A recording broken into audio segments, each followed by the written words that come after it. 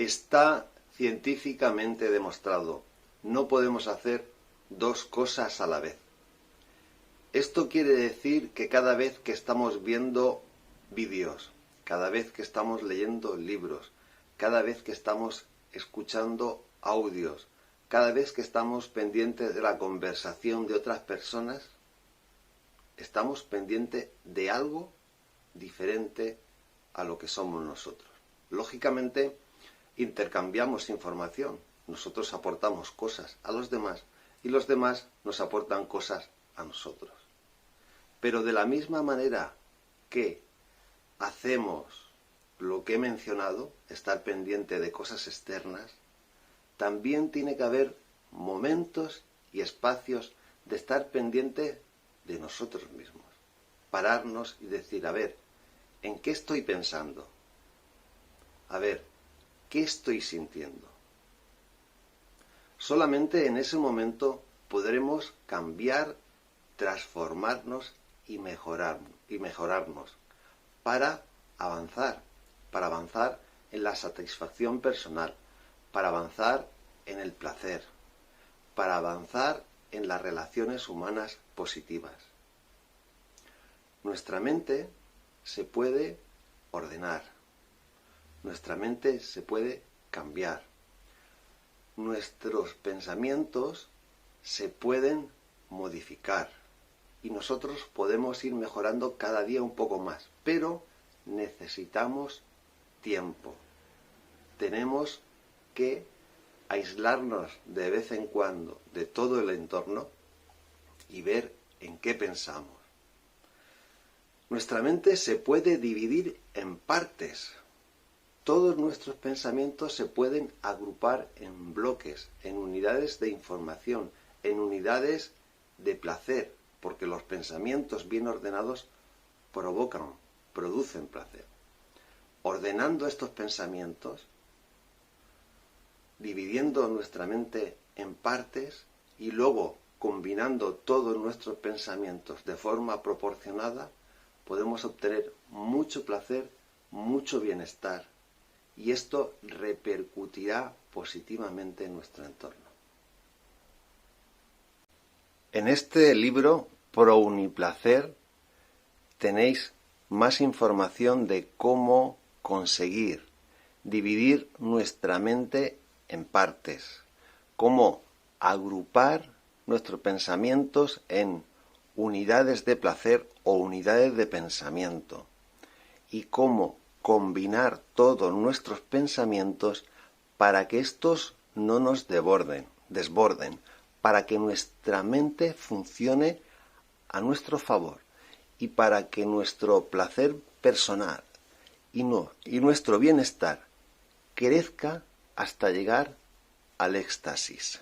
Nuestro cerebro no puede hacer dos cosas a la vez. Bueno, quiero decir, nuestro cerebro no puede hacer dos cosas conscientemente a la vez.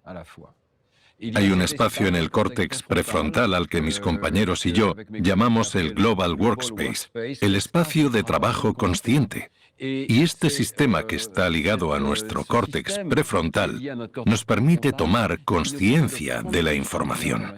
El problema es que si tomamos conciencia de la información A, no podemos ver la información B. No podemos hacer dos cosas a la vez.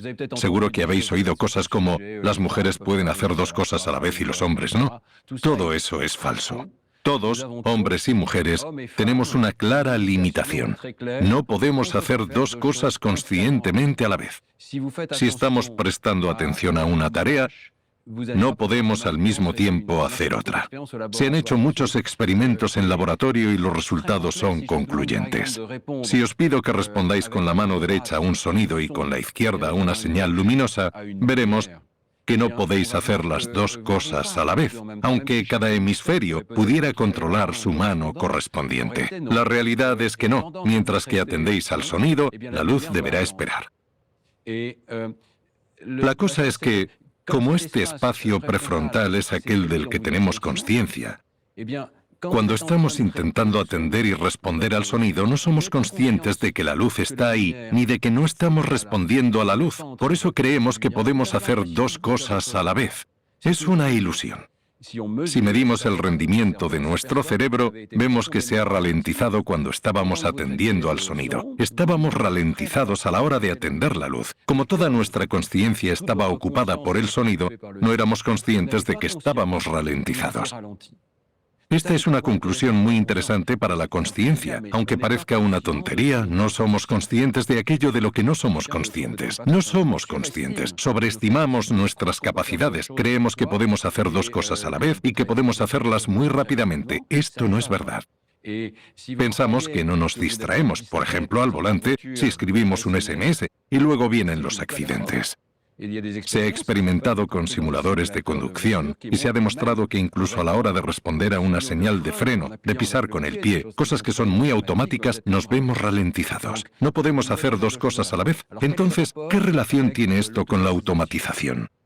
No podemos hacer dos cosas a la vez conscientemente. Pero si automatizamos algo, podemos retirar un objeto mental de la consciencia. De esta manera, podemos pensar en otra cosa. Esto es un poco abstracto. Me explico. Imaginad que empezáis a aprender las tablas de multiplicar. Es difícil de aprender. 6 por 7 son 42. Claro, si no lo sabéis de memoria, tendréis que utilizar vuestro espacio de trabajo frontal. Quizás sí que sepáis que 6 por 6 son 36 y que sumando 6 llegáis a 42. Eso lleva su tiempo y sobre todo ocupa espacio mental. Si no habéis automatizado las tablas de multiplicar, os bloqueáis mentalmente, ocupáis ese espacio de trabajo y eso os impide pensar en otra cosa. Los niños que no se saben las tablas o que no han automatizado la lectura, tienen ese espacio mental ocupado. Literalmente su cerebro está ocupado por una tarea que les impide concentrarse en otro nivel cuando les haría falta poder llegar a ese otro nivel. En el caso de la lectura es muy claro. Si no habéis automatizado la lectura, aún estáis ahí intentando descifrar las letras para lograr comprender de qué palabra se trata. Nosotros hemos hecho experimentos sobre este tema. En los niños pequeños que están comenzando a leer, se observa una gran cantidad de actividad en el córtex prefrontal. Esto desaparece cuando se automatiza la lectura. Y solo cuando esto ocurre es cuando pueden concentrarse de verdad en el mensaje, en la comprensión del texto. Para llegar a comprender un texto, hace falta haber automatizado las primeras etapas de la lectura. Por eso se recomienda automatizar un cierto número de actividades, no todas, pero las más esenciales. Reconocer una palabra, hacer un cálculo, porque si no, no nos podemos centrar en lo que de verdad importa. Comprender un texto, entender las matemáticas. Para comprender es necesario tener algunas cosas automatizadas. En el caso de la lectura, como decía, es prácticamente esencial. Lo más interesante es que el cerebro es capaz de hacer inconscientemente cosas que en un principio eran conscientes. Por eso, cuando están empezando a leer, los niños leen por sílabas o incluso con el dedo. Se ha demostrado que cuando comenzamos a leer, el tiempo de lectura es proporcional al número de letras. Eso se traduce en el hecho de que el cerebro está tratando la información letra por letra de manera secuencial, letra a letra. Por tanto, observamos que el tiempo de leer una palabra de 3 letras es más lento que el de leer una palabra de 2 y así sucesivamente. Cada letra va añadiendo un tiempo adicional. Esto deja de ser así. Me imagino que todos los que estáis aquí ya habéis automatizado la lectura. Vuestro tiempo de lectura es constante, ya leáis una palabra de 3 letras o de 8. Vuestro cerebro ha automatizado la actividad de reconocimiento de todas las letras en paralelo y ese tratamiento es propio de un tratamiento inconsciente. Hemos hecho muchos experimentos en laboratorio sobre lo que conocemos como percepción subliminal. Quizá hayáis oído hablar de este término. Lo que esto quiere decir es que si proyectáramos una palabra o una imagen durante un breve instante, y vuestro cerebro ha pasado a ese modo automático que decíamos, es capaz de tratar esa información de manera inconsciente. Esto es a lo que nos referimos con automatizar, hacer uso de esa capacidad de tratamiento paralelo automático del cerebro. Esto no se adquiere inmediatamente. Al principio el tratamiento siempre es consciente. Es al final del aprendizaje cuando logramos llegar a hacer que una tarea sea inconsciente. ¿Veis el doble mensaje? Nuestro cerebro tiene grandes límites. Hay un límite muy amplio sobre las cosas de las que podemos tomar conciencia en un momento determinado. No somos conscientes de una gran cantidad de aspectos del mundo en que vivimos. Nuestro espacio es limitado, pero si llegamos a automatizar conductas, podemos ampliar estos límites utilizando circuitos automáticos mucho más rápidos. Y esto nos permite liberar espacio de trabajo consciente para hacer otras tareas.